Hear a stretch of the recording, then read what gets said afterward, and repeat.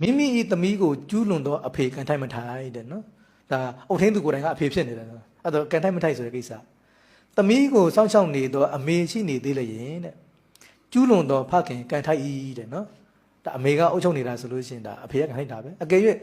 မိခင်မရှိ၍ဖြစ်စေရှိတော်လဲမစောင့်ရှောက်ပဲထားသည်ဖြစ်စေလွန်ကျူးသောဖခင်ကန်မထိုက်ပါဘူးတဲ့စောစောကပြောခဲ့သလိုပဲကံမထိုက်ဘူးဆိုတော့လေစေတနာသည်အလွန်ရောက်မှလာတဲ့ကိုတတိပြုပါနော်ဒါတချို့ကံမထိုက်တိုင်းနဲ့သွားပြီးတော့ဖြစ်နေတယ်ပေါ့နော်ဤနေရာတွင်လည်းထပ်ဆင့်မေးစရာရှိသည်တဲ့မိခင်မရှိလျင်ညီကိုမောင်နှမဆွေမျိုးတို့ကစောင့်ရှောက်နိုင်သေးသည်ဖြစ်၍ကံထိုက်တင့်သည်မဟုတ်လားလို့မေးစရာရှိတယ်ဟုတ်တယ်နော်မောင်နှမအိမ်မမိသားစုတူနေကြတယ်အမေမရှိတော့အဖေပဲရှိတယ်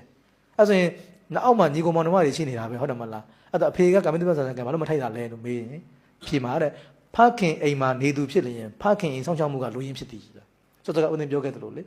နော်အိမ်မှာဟိုအမေဖေတွေရှိတယ်ညီကောင်မတွေရှိတယ်ဆိုလို့ရှိရင်အမေအဖေရဲ့အုတ်ထင်းသူအောက်မှာနေတယ်လို့ပဲခေါ်ရတာပေါ့နော်အခုလည်းဒီမှာပေါ့နော်ဖခင်အိမ်မှာနေသူဖြစ်တဲ့အတွက်ကြောင့်ဖခင်စောင့်ရှောက်မှုကလိုရင်းဖြစ်ပါတယ်တဲ့နော်ဖခင်စောင့်ရှောက်မှု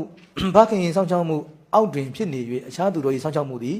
အကျုံးမဝင်ဟုမှတ်ရသည်အကယ်၍ဖခင်နဲ့အတူမနေဘဲနဲ့ညီကိုမောင်နှမဆွေမျိုးတို့နဲ့အတူနေကစောင့်ရှောက်ထားအတူဖြစ်ရင်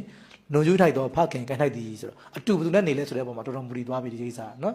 အဲ့တော့အဖေမေနဲ့အတူနေတယ်ဆိုရင်အဖေမေရဲ့စောင့်ရှောက်မှုအောက်မှာရှိတယ်လို့ခေါ်ရမယ်အဖိုးဖွားနဲ့နေမယ်ဆိုရင်အဖိုးဖွားစောင့်ရှောက်မှုအောက်မှာနေတယ်လို့ပဲခေါ်ရတော့မယ်နော်အဲ့တော့ဘယ်သူနဲ့နေတယ်လဲဆိုတဲ့အပေါ်မှာမူတည်သွားတာဒီစကားနော်